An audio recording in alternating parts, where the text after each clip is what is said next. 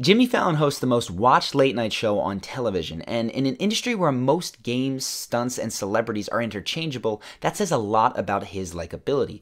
But Jimmy is not universally adored. A glance at the YouTube comment section shows that some people find him fake, and specifically they think that his laugh is fake. Students, he filled his mouth with artificial blood and he spun back around again. He started spitting blood all over the classroom floor, all over the students' textbooks. His tongue was sticking out like a cobra.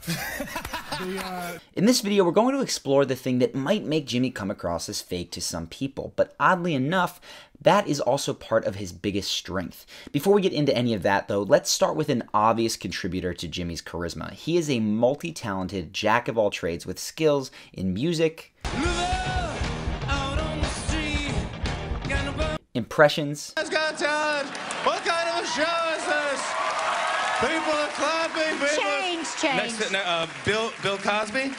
Well, thank the people to come up with the juggling and the flipping and putting the thing. and of course, comedy. Thank you, Mike and Ike. Thank you, Candy Corn. Thank you, Smarties. So, like this year.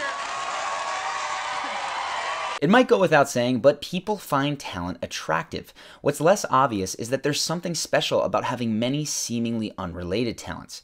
Because when people find out that you have talents that don't often go together, say singing and stand-up comedy or football and ballroom dancing, it creates mystery and it creates interest about what other amazing secrets you might be hiding. But this effect only makes people more interested in you if you don't run around telling everybody about what you're good at right away. So, little tip number one, don't be in a rush to reveal everything about you that's interesting. For instance, I used to live in Brazil, and Brazilians would often approach me speaking English because of the way that I looked. Sometimes I wouldn't mention that I knew how to speak Portuguese, and I'd allow the conversation to go on in English for as long as they felt like talking. But when I did eventually break and speak Portuguese 20 minutes later, they were always more surprised and interested in me than if I had spoken Portuguese from the beginning. So, if you have several cool talents, you might only want to reveal one early in an interaction. Just don't be in a rush to tell people about all the ways in which you're interesting. Allow those things to come out organically over time. After all, people who immediately tell you everything that's great about them often just come across as insecure or maybe even arrogant. But that's just a side tip. The real question today is, why is it that some people love Jimmy while some think that he comes across as super fake? Well, it comes down to his positivity. Watch how easily he laughs at Anne Hathaway when she's not even telling a joke. And Kate Hudson went first, and then Jennifer Garner went. Two amazing ladies, funny, beautiful. Yeah, you don't want to follow those guys. And let me get to it. There's a third one there that I did not know about. So, but they're telling stories about him. It's not so much a speech. And I'm like, Anne is just setting the background of her story, and Jimmy is already giggling. And then watch how quickly Jimmy can stop laughing once he's started. Yeah, I want to see lip sync battle again. The kids were like, "Oh man!" I was like, "No, it's good. Look at this part. Look at this." And it finally, my wife. The ease with which Jimmy laughs and then stops laughing can make it look like he's controlling it, that he's putting it on, and that comes across as insincere. People despise insincerity because it almost always hides ulterior motives that are for their benefit. So we are constantly on the lookout for behaviors that look forced or controlled. Spontaneous laughter and then that quick turnoff can, to some people, seem forced. Williams, just don't know how to thank you. It may take me a couple months to repay you for all you've done. You know, Jimmy, here's the deal. Now, I don't actually think that Jimmy is faking it. I think that what some people are seeing is a holdover from his time on Saturday Night Live when he was constantly having to hide laughter in order to move on with a skit. He was notorious for breaking character, often the first person to have to fight back laughter before a joke was even told. David.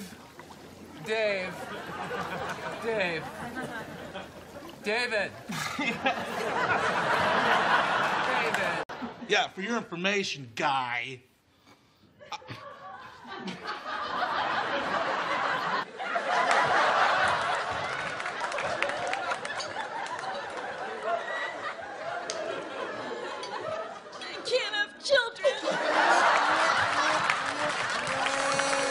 So yes, my opinion is that almost all, if not all of the time, Jimmy's laugh is sincere even if it doesn't look that way. He's just a guy who laughs easily and has had to learn how to turn it off.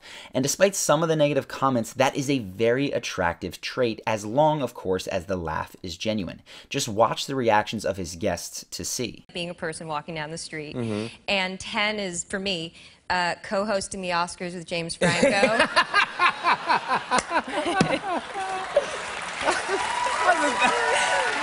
We walked by to go to the bathroom, we looked, and he was watching Friday.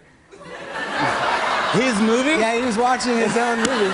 He was watching his own movie. He was and dying. Really dying laughing? He couldn't get enough of it, man. I love that story so much, man. It's so good. You know what? And Jimmy, that's why I'm here tonight. You get me involved with this?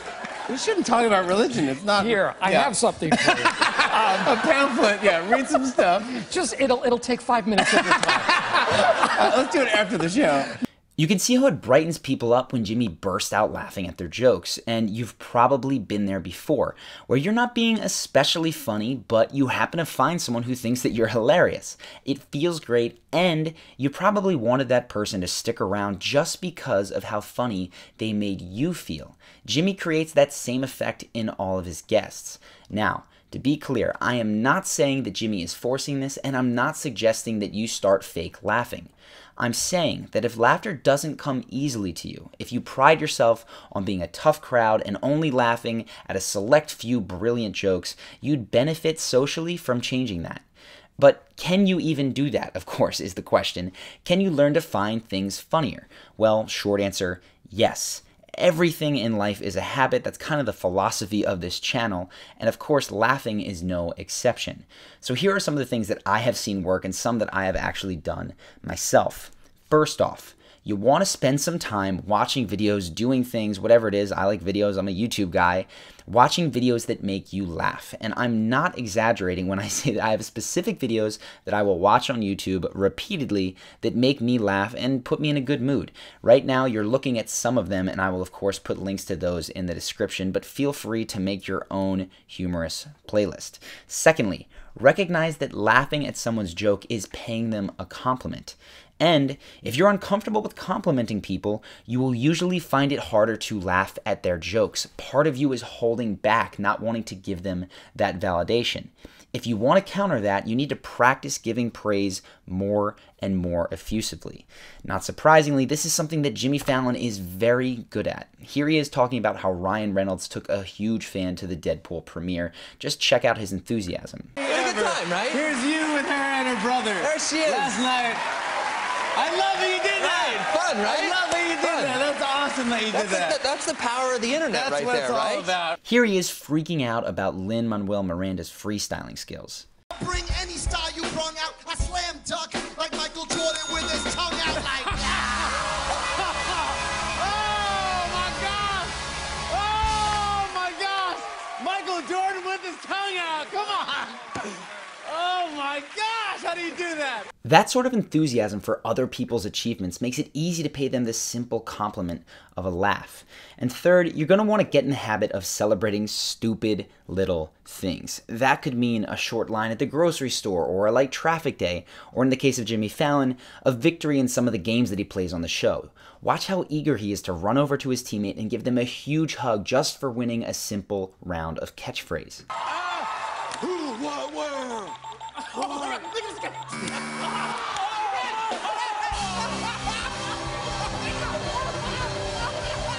Or watch how quickly Jimmy is to back up Terry Crews's positivity and zest for life by joining in and dancing with him when he talks about how happy he is.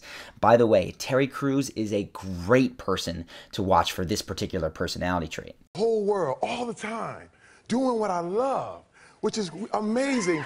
You just feel the energy. I feel happy, I feel joy, and that's for you too. Anybody in the world can find that. I feel it too. Yes, that's right.